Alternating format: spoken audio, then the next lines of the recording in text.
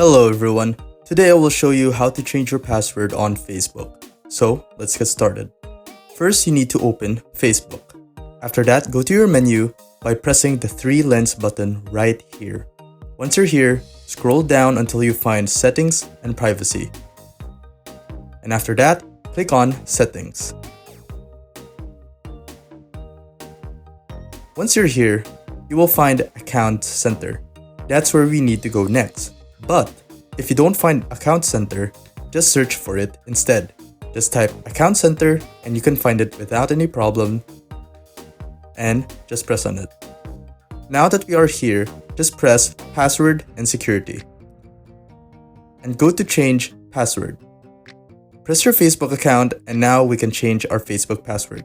First thing you have to do is enter your current Facebook password. Make sure it's correct.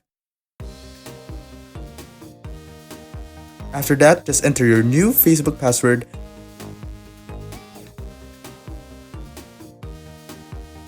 and just re-enter it right here. Make sure that's the password you want and double check it if it's spelled correctly. So, once you're done, just press Change Password. You can press Select All button right here and log out to all devices that are connected to your Facebook account.